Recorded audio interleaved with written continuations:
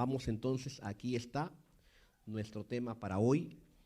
Cosas mayores es el título. Cosas. Si tuvieran el aparatito para yo mismo mover el Yasmani, si tuvieran el aparato, ok, no hay problema. Entonces, vamos a mirar ahí, hermanos, el texto se encuentra en San Juan capítulo 14 y vamos a leer el versículo 12. El versículo 12. Ahí está el texto. Dice el texto, hermanos, allí: en verdad os digo. ¿Qué más dice? El que cree en mí, las obras que yo hago, él las hará también, y aún mayores que ésta hará, porque yo voy al Padre. Una vez más, estoy leyendo otra versión y copié aquí la versión de las Américas. De cierto os digo, el que en mí cree, las obras que yo hago, él las hará también, y aún mayores hará, porque yo voy al Padre, dice la Biblia, yo voy al Padre. Hermanos, este pasaje es un desafío para todos nosotros. Este pasaje es un versículo donde nosotros deberíamos meditar, deberíamos pensar mucho en lo que Jesús está diciendo aquí. Jesús está diciendo claramente, Él está diciendo que Él hará ¿qué? Cosas mayores. ¿Quién hará cosas mayores? ¿Se refiere a quién? ¿A quién está diciendo esto, hermanos? Al que cree.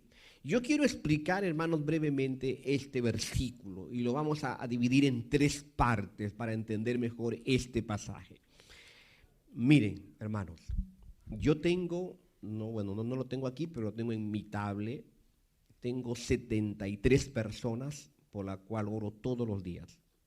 De esas 73, todas tienen que ver, en su gran mayoría, con temas de salud. Algunos con temas de hogar. Ayer tuve que aumentar uno más, todavía tengo 74. Y la mayoría de ellos es un problema de salud. De esas 74 personas que oro diariamente por su salud, 2 de ellos son casos donde el médico le ha dicho: vuelve a tu casa porque solo te queda 5 meses de vida. Vaya a casa, ahí pasa tiempo con tu familia porque solo te queda 5 meses de vida. Cuando hablaba con esta persona, me decía: pastor, yo he sido curada ya 2 veces con cáncer. Y Dios me ha ayudado, me ha librado. Dios me ha librado de estas 2 veces. Es decir, Dios me ha curado. Pero en esta ocasión no sé si va a ocurrir un milagro como ocurrió anteriormente en mi vida, decía ella. Y entonces me dice: pastor, ¿y por qué le digo esto? Porque la situación en la cual estoy pasando ahora es mayor, es difícil. Tengo cáncer al pulmón, pero también me han encontrado otro cáncer en el estómago. Por lo tanto, para que me hagan quimioterapia, dice ella, necesitan primero arreglar el tema del estómago. El cáncer que está allí en el pulmón está más avanzado que el otro cáncer. Entonces, pastor, dice ella, no me pueden hacer quimioterapia porque mi cuerpo no está preparado para recibir quimioterapia. Y cuando usted va a la casa de ella y lo ve allí acostada, su familia, toda su familia, sus hermanos llorando. Uno de sus hermanos está viviendo un momento duro porque no esperaba que su hermana, que tanto aprecia, tenga esta dificultad. El otro caso es de otra persona que solo le han dado 2 meses de vida, con un tumor en el cerebro. Y todas las mañanas al despertar Tomo mi tablet y ahí están los nombres, uno por uno, uno por uno. En una ocasión, una hermana de la iglesia me dice: pastor, le han dado 2 semanas para mi hijo, un muchacho enfermo que lo tiene desde su nacimiento. Él tiene 52 años y la madre al lado de su hijo. ¿Cómo son las mamás, verdad? Cuánto amor para con sus hijos. Y entonces le dice: pastor, está en el hospital, venga a orar porque ya no creo que mi hijo pase, tal vez una semana más le quede de vida. Y fuimos al hospital a orar por el hijo de esta hermana. Y entonces estaba ahí el muchacho, 52 años. Oramos, le ungimos. Y eso ocurrió hace atrás más de unos 2-3 meses. Para 2 semanas que los médicos le habían dado, él va viviendo más de 3 meses. Para la gloria de Dios.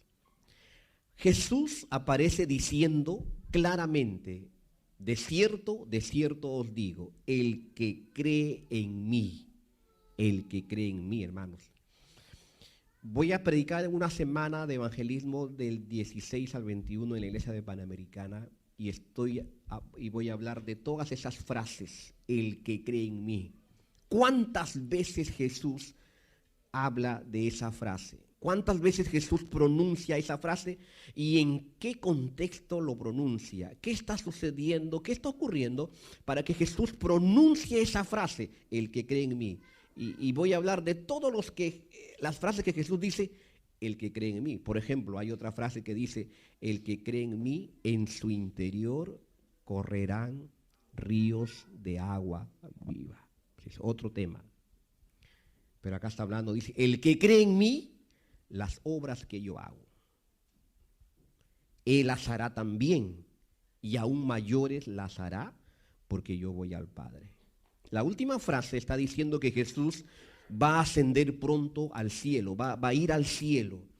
Quien están escuchando estas frases son sus discípulos y mucha gente que está allí, ¿no? Está allí. Y Jesús empieza diciendo: de cierto digo. Esta versión dice claramente en verdad. O sea, las versiones muchas veces empiezan de forma distinta, pero el contenido es el mismo. De verdad os digo. ¿Qué dice Jesús? ¿Qué está diciendo? El que cree en mí. Allí, hermanos queridos, el que cree en mí. Miren, yo les voy a hacer una pregunta. No me van a responder, solo van a levantar la mano derecha si creen en lo que yo les voy a preguntar. Y después les voy a volver a preguntar, hacer la misma pregunta, pero luego de la explicación que les voy a presentar en este momento. La primera pregunta es: ¿cuántos de ustedes creen en Dios? ¿Puedo ver sus manos? Ok. Todos prácticamente, todos. Entonces viene ahora la pregunta: pastor, el texto está diciendo el que cree en mí. ¿Y qué significa creer en Dios? ¿Qué significa creer en Dios? Porque ahí está hablando claramente, el que cree en mí.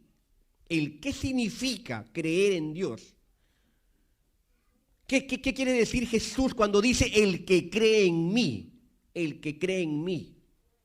¿A qué se refiere la Biblia, San Juan 14, cuando Jesús dice el que cree en mí, hermanos? Por lo menos hay 3 componentes, y si usted hace estos 3 componentes, entonces podemos decir que usted sí cree en Dios. ¿Y cuáles son, pastor, esos 3 componentes para creer o para afirmar que una persona cree en Dios? Porque, hermanos queridos, esa frase, el que cree en mí, se repite muchas veces en la Biblia. Y entonces, ¿por qué Jesús está diciendo todo el tiempo el que cree en mí? Inclusive hasta para el bautismo. Jesús dijo, el que creyere y fuere bautizado. Hasta para el bautismo, el que creyere. Porque hay mucha gente que no cree, que duda. Entonces, Jesús dice, el que cree en mí. ¿Cuáles son esos 3 componentes, mis queridos hermanos?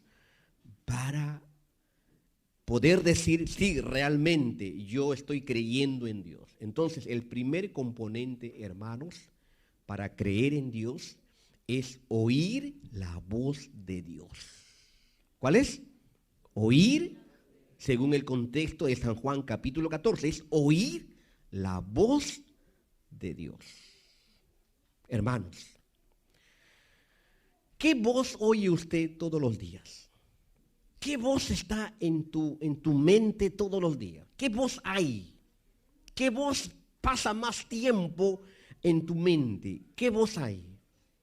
La voz de repente de una situación que hace años hiciste y que aún no te has librado. O la voz de repente de Satanás diciéndote que usted siempre vivirá en fracaso, que usted siempre vivirá en derrota, que usted nunca será un excelente padre, una excelente madre, un excelente hijo, un excelente líder de iglesia. ¿Qué voz hay en tu vida, en tu interior? El primer componente para decir que creemos en Dios es oír la voz de Dios. Hay muchas voces que vienen a nuestro oído, voces. Muchas de esas voces son cosas del pasado, que han ocurrido en el pasado, que todavía no nos hemos podido liberar, que todavía no hemos podido salir de esa situación. Voces del pasado, pero aquí el componente es el que oye la voz de Dios. Hermanos, el que oye la voz de Dios piensa en hacer cosas buenas, habla cosas buenas y realiza cosas buenas.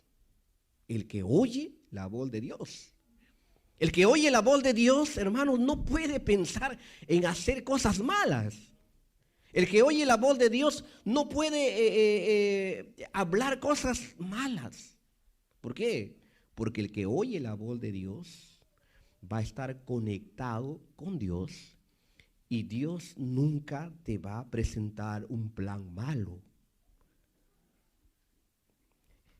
El otro día me dice una de mis hijas, no le vayan a preguntar ni por favor a ese, 14 años. Me dice, papi, un jovencito me está diciendo para estar con él. 14 añitos. Sabía que tarde o temprano iba a llegar. Y por ahí no faltan unos hermanos que dicen, pastor, y usted tiene 2 damas. Y entonces le empecé a explicar el plan, ¿no? Le empecé a explicar con cariño, con contacto, porque ella es una adolescente, que el plan que Dios tiene para ella es bonito, es maravilloso. Y pasé como 1 hora con ella.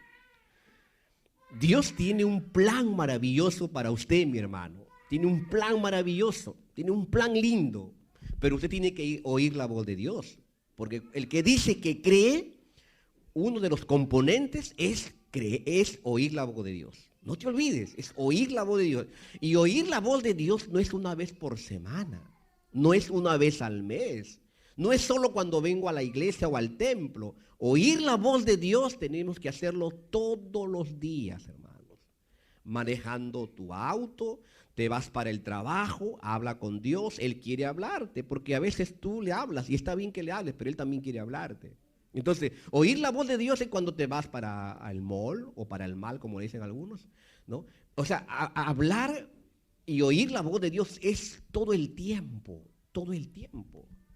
Cuando usted está triste, ¿qué es lo que usted hace? Esta semana, ¿cuántos tuvieron tristeza? Hay varios, pasaron momentos tristes. ¿Qué hace usted cuando usted está triste? ¿A dónde va? ¿Qué hace? ¿Cuál es la mejor forma de enfrentar la tristeza, hermanos? ¿Cuántos de ustedes han experimentado tristeza profunda? Solo usted sabe lo que yo estoy diciendo hoy. Pero la mejor forma hermano, de enfrentar la tristeza es lo que dice Hechos capítulo 8, cuando dice que Pablo y Silas a medianoche, ¿qué hacían? Oraban y cantaban himnos a Dios. Es la mejor forma de enfrentar la tristeza. Orar y alabar. Amén. Entonces, hermanos, ese es el primer componente. El segundo componente para decir que creo en Dios es practicar las enseñanzas bíblicas. Practicar las enseñanzas bíblicas. Usted no puede decir, pastor, yo creo en Dios, si usted el día sábado hace de un día cualquiera. Si usted el sábado está pensando más en su negocio que empieza el lunes o mañana. ¿Su mente está aquí? ¿Está aquí tu mente ahora en el mensaje? ¿O estás pensando en ese problema que tienes? Oír la voz de Dios, hermanos, 1. 2, practicar las enseñanzas bíblicas. El que dice yo creo en Dios, pero no practica las enseñanzas bíblicas, no cree en Dios.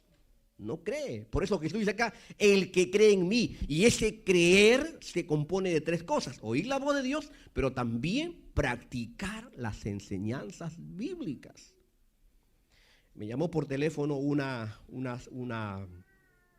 persona que se conecta los viernes para estudiar el curso bíblico de la fe de Jesús.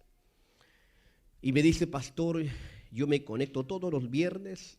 Mi hermana me compartió el link. Yo vivo en North Carolina. Y gracias por lo que usted nos enseña. Pero estoy revisando aquí la lección. Y dice que en la lección 17-18 hay bautismo. Y usted nos ha enseñado que cada lección es una decisión que hay que ponerla en práctica. Así es que yo voy a viajar a New Jersey, de North Carolina, donde vivo, y voy a ir a bautizarme cuando ya lleguemos a la lección 18. El que cree, practica. El que cree, hace. El que cree en Dios, practica las enseñanzas bíblicas. Alabado sea Dios por la lección de escuela sabática, porque ahí podemos tomar también una parte donde dice que los hijos que honran a sus padres tendrán larga vida, hermanos. Larga vida. Ahora yo pregunto, ¿está usted practicando las enseñanzas bíblicas? El que cree en mí, oye la voz de Dios, pero también practica las enseñanzas bíblicas. Y cuando vamos a las enseñanzas bíblicas podemos mirar brevemente las 28 creencias, pero para ir haciéndolo más pequeño, tal vez los 10 mandamientos. Creer en Dios. Y tercero, hermano, el que cree en mí, dice, el tercer componente es aceptar que la salvación solo es a través de Jesucristo, hermano. Por eso dice, el que cree en mí, la salvación solo es a través de Jesucristo. Pregunto, ¿podré salvar yo a mi esposa? No. ¿Podrá salvar usted a su hijo? No. Porque la salvación es personal. Yo no puedo decir a mi hijo, te delego mi vida espiritual. ¿Puede usted delegar la vida espiritual a otra persona? No, porque entonces, si eso ocurriría, andríamos buscando el más consagrado de la iglesia, ¿no? Y eso no se puede ver muchas veces, aunque la Biblia dice que por sus frutos los conoceréis, pero muchas veces eso a veces hay hermanos que dan apariencia de piedad, que son tan buenos, pero muchas veces no es así.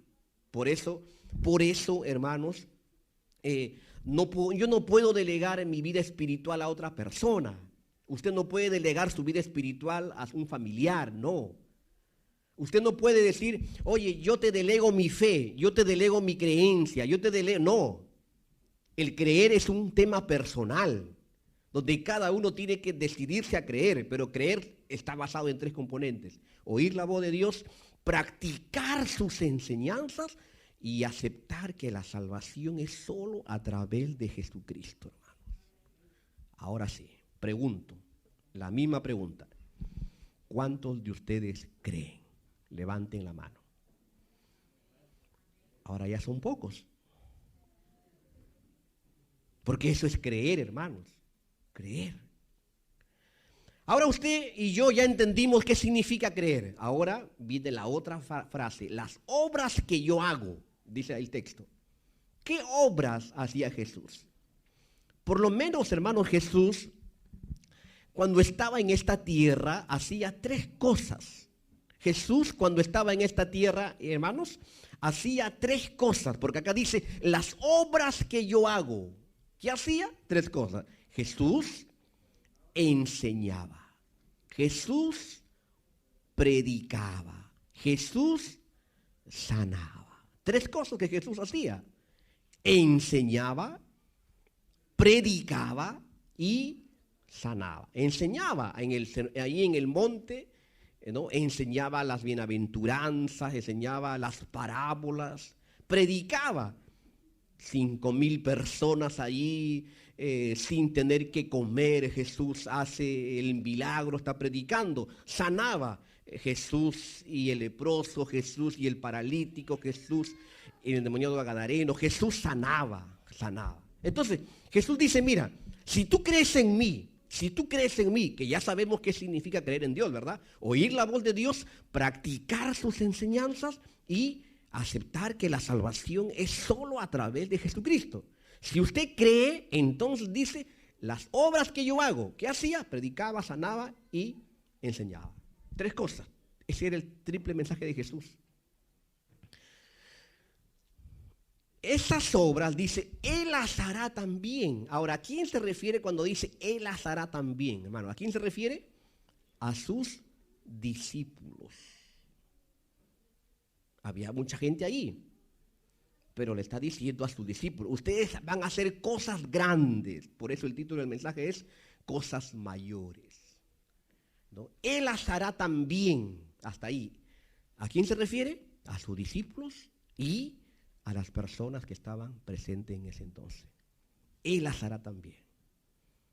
Te pregunto, ¿usted puede hacer esas obras? ¿Puede hacer esas obras? ¿Es posible o no es posible, hermanos? ¿Es posible hacer las obras de Jesús? Él las hará también y aún mayores hará. Aquí viene el desafío para todos los que somos miembros de iglesia de muchos años, estemos en la iglesia desde nacimiento, conocemos la Biblia, conocemos muchas cosas. Aquí viene el desafío. Para todos los que estamos tiempo en la iglesia, mi pregunta es, ¿estamos haciendo cosas mayores? Aquí vuelvo a lo que contaba al comienzo. Tengo 74 personas que tengo una lista que están enfermos. Y hermano, yo no me he vuelto insensible al sufrimiento, al dolor, cuando veo a una persona en un hospital, en una camilla. Me decía hace poco una persona, pastor, estoy sufriendo mucho,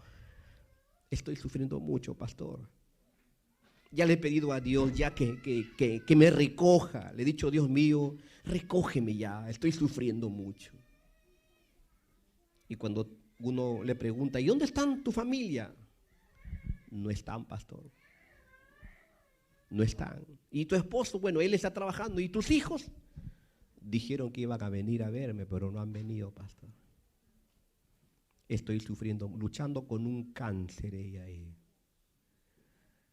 Su vista cada vez se va siendo menos, cada vez puede ver menos. Ahora Jesús está diciendo a sus discípulos, ustedes van a hacer cosas mayores. Por eso es un desafío. Por eso el texto te desafía a ti y me desafía a mí.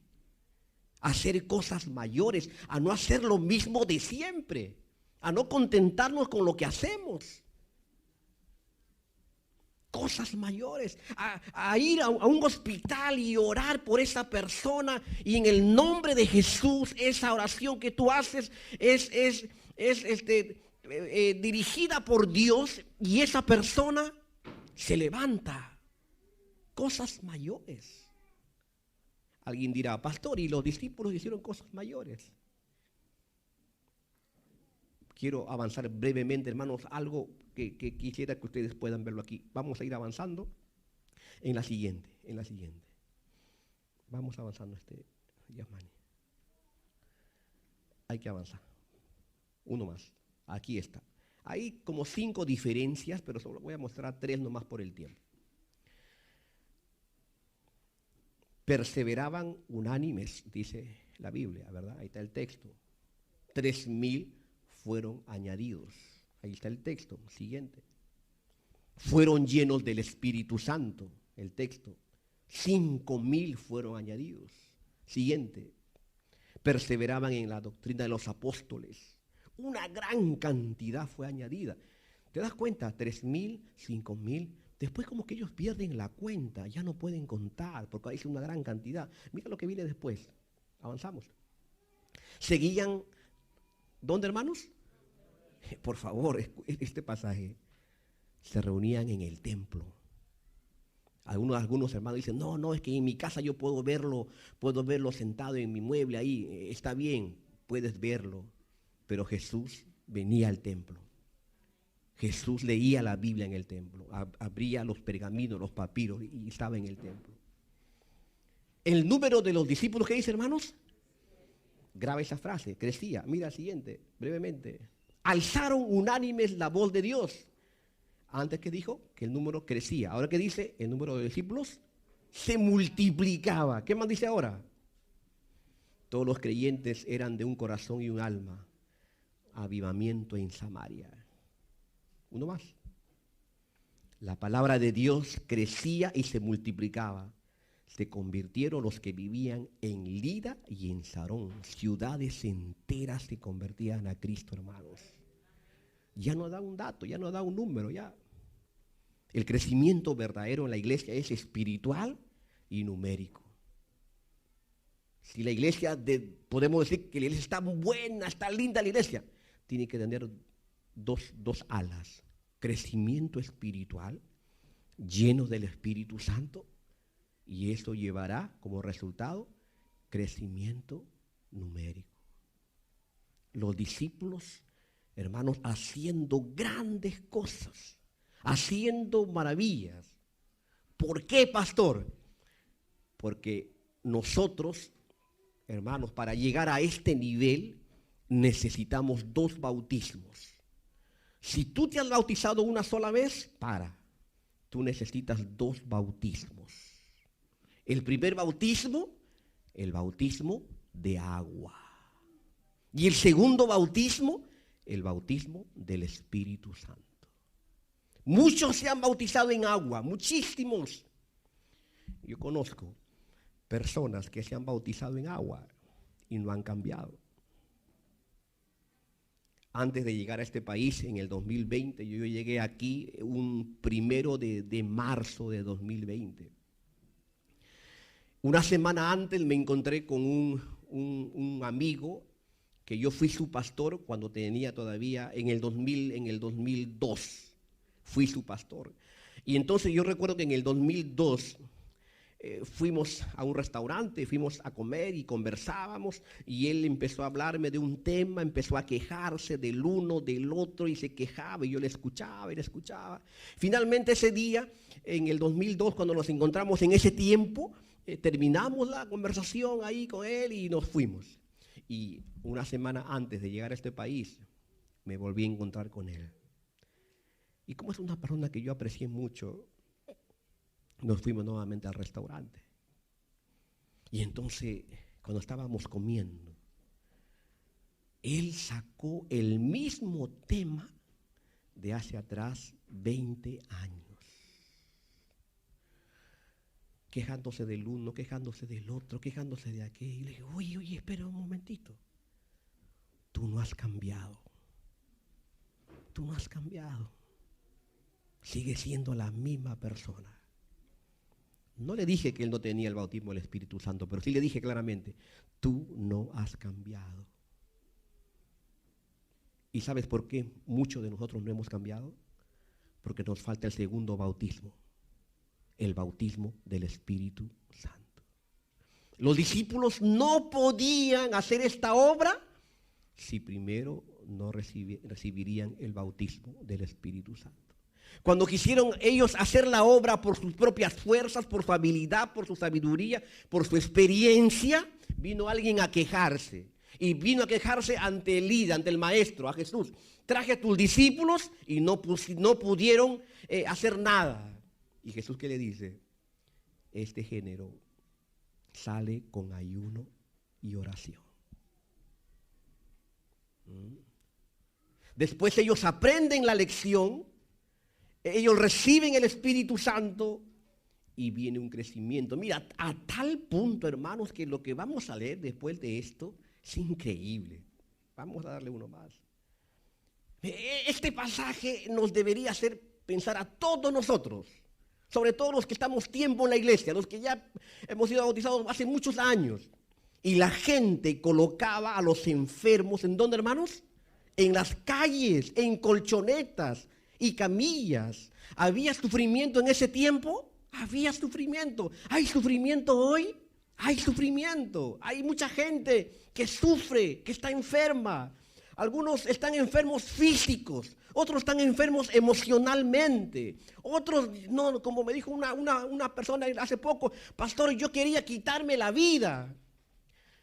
Resulta que esta persona había conocido a su esposo, se había casado, tienen una hija y de pronto sus papeles ya salieron, de pronto su esposo queda enfermo, va al hospital y el esposo no quiere que la esposa esté cerca del médico para escuchar lo que el médico le dice y el esposo trata de que solo le digan a él y de pronto ahí la esposa se interesa y entonces está allí.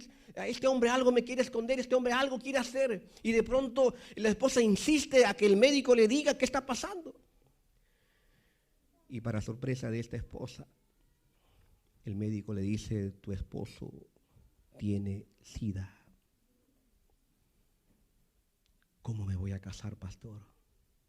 Ella entonces fue a hacerse el examen, ella y su hija de 13 años, y entonces le dicen que ella está bien y también su hija. Pastor, de lo que Dios me ha librado, de lo que Dios me ha librado. Hay gente que está viviendo situación difícil. Ella me decía, pastor, cuando yo me enteré esa noticia, pensé en mi hija, pensé en mí, pensé también en él. No sabía qué hacer, a dónde ir, a quién contar. Quería quitarme la vida, quería acabar con mi vida. Así hay gente, como en ese tiempo había gente, hoy también hay gente enferma emocionalmente, enferma de amargura, enfermos de resentimiento, enfermos de odio, enfermos de deseo de venganza. Hay enfermos, gente que quiere no vivir más, gente que no sabe qué hacer. En ese tiempo, las personas sacaban a sus enfermos, muchos enfermos había, los colocaban en las calles, en las colchonetas, en las camillas, para que al menos la sombra de Pedro los tocara. Qué poderoso pasaje, hermanos. Qué poderoso pasaje, para que al menos la sombra de Pedro.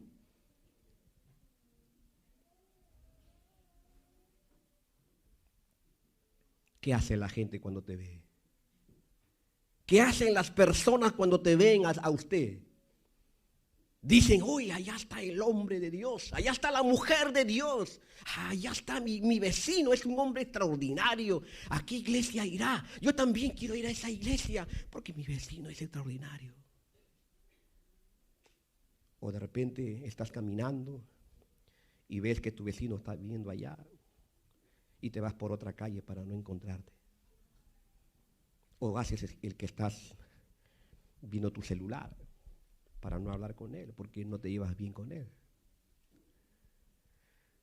La gente, hermanos, sacaba a las calles a sus enfermos. Hay enfermos. Y entonces, cuando vemos este pasaje, vemos que sí es posible que nosotros hagamos cosas extraordinarias, increíbles, pero solo las vamos a hacer cuando nos humillemos a Dios y pidamos el Espíritu Santo. Ahí la vamos a hacer, ahí lo vamos a lograr. Mientras tanto, no lo vamos a lograr. Estaremos haciendo las mismas cosas, lo mismo de siempre.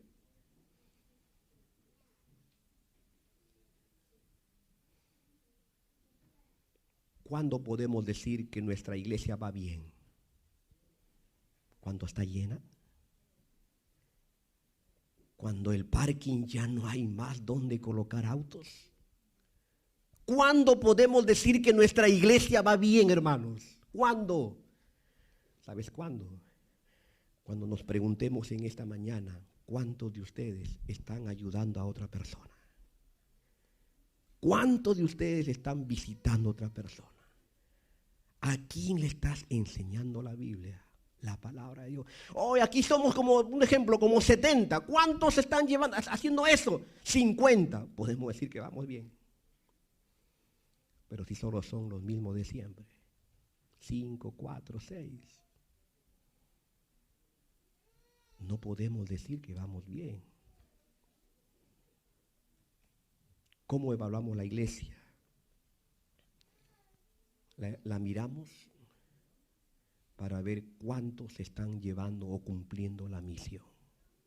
Porque no te olvides que el Espíritu Santo vendrá a las personas, es cierto que lo piden, es cierto que tienen un corazón indiviso, un corazón que hace la voluntad de Dios, es cierto que el que lee la Biblia satura su mente con la palabra, es cierto aquel que no anda con resentimiento, sino que arregla la situación, pero el Espíritu Santo vendrá a una persona que está dispuesto a servir a Dios. Allí viene el Espíritu Santo.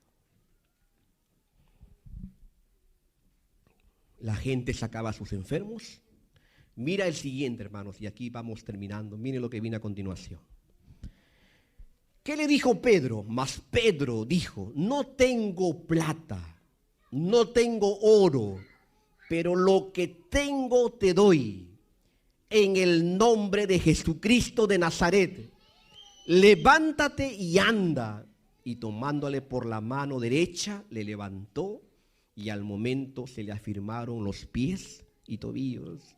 Y saltando, hermanos, mira la alegría de ese hombre que estaba enfermo, hermanos. Hay mucha gente que quiere saltar hoy también. Quiere saltar de alegría, quiere saltar ver que Dios obró un milagro en su vida, un milagro en su hijo, un milagro en su familia, en su hogar. Dios, la gente quiere saltar, hermanos. Saltar es quedarse así quieto. ¿Cómo es saltar entonces? Si yo te diría, ¿puedes saltar hoy? Saltar, hermano, saltar, ¿no? Mira, dice saltando, se puso en pie y anduvo. La gente necesita saltar. Saltar de ver que Dios ha obrado algo poderoso en su vida. Y entró con ellos. ¿En dónde? En el templo. Si tú has sido salvado por Jesús, si tú dices que tu vida ha cambiado, tú vendrás todos los sábados a este templo. ¿A qué? A agradecer, a alabar el nombre de Jesús. Andando y saltando. Y alabando a Dios. Ahora, mi apreciado Yasmani, vuélvalo al comienzo, al texto del comienzo. Vamos a terminar, hermanos, con este pasaje. De cierto os digo, ahora cobra más sentido, ¿verdad? El que cree en mí, las obras que yo hago, él las hará también. Por si acaso, hermanos, este pasaje no piense que solo es para los pastores o para los líderes de iglesia. Es para todo aquel, por favor, mira aquí, que en él cree, Puede ser un papá, una mamá, un esposo, una esposa, un jovencito, una señorita, un adulto mayor. No está diciendo el que cree en mí y se refiere o está en el contexto de los líderes o los pastores. No, está hablando para todas las personas que creen. Ahora te pregunto, ¿quieres decirle a Dios, a Jesús, ayúdame a creerte conforme dice este pasaje? Ayúdame a creer que es posible, si es posible, que mi vida sea diferente, que mi vida sea distinta. Señor, yo necesito que se pueda realizar una obra mayor. Uno de nuestros hermanos que viene a nuestra iglesia tiene un familiar, hablo de esta iglesia, tiene un familiar y ese familiar tiene 4 tumores. Pregunto, ¿acaso no podemos decirle a Dios que se cumpla esa promesa también en nosotros? Y que en el nombre de Jesús la iglesia se junte, la iglesia ore, clame, suplique, llore, se humille y decir: Señor, haz saltar a esa persona de alegría, de gozo. Porque esto ocurre cuando alguien ve algo extraordinario en su vida, en su hogar. ¿Hay alegría? No hay alegría, hermanos. Hay alegría. Cuando usted escucha de una persona que se entregó a Jesús, ¿usted se alegra? Amén. Termino con esta última cita. Vamos al último, ahora sí, y terminamos con esta cita, hermanos. Lo que dice Elena de White en cuanto a este mensaje. Mira, aquí terminamos. Tal es el poder con que Dios puede obrar cuando los hombres se entregan al control de su espíritu. Tal es el poder con que Dios puede obrar, el poder, cuando los hombres se entregan al control de su espíritu.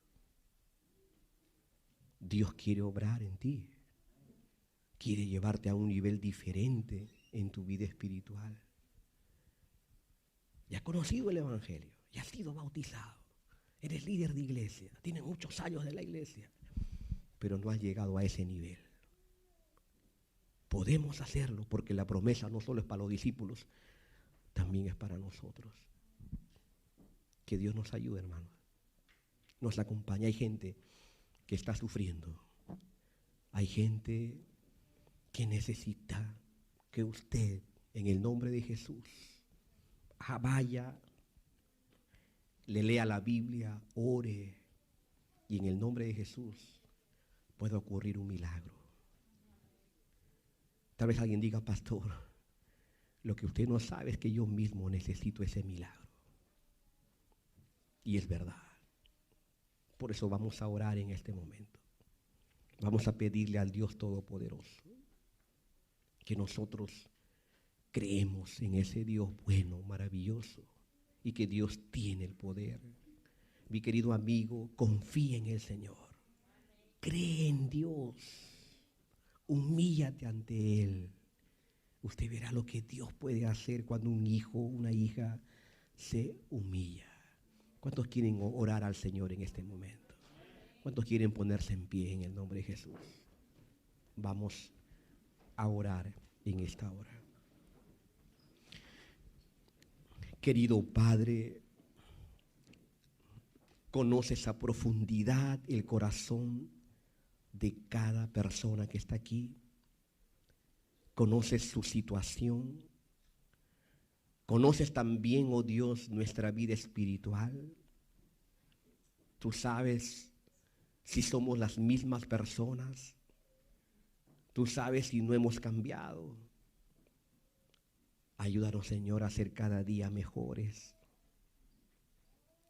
Esta promesa de San Juan capítulo 14, versículo 12, que pueda ser una realidad en cada persona que te está diciendo: yo necesito que tú hagas algo extraordinario en la vida de mi hijo, en la vida de mi esposo, en la vida de mi esposa. Yo necesito, Señor, que usted obre, pero también ayúdame a mí a yo ser una influencia de poder para otras personas, Padre. Gracias por estar con nosotros. Síguenos guiando y acompañando. En el nombre de Jesús. Amén y amén. Que el Señor los bendiga. Amén.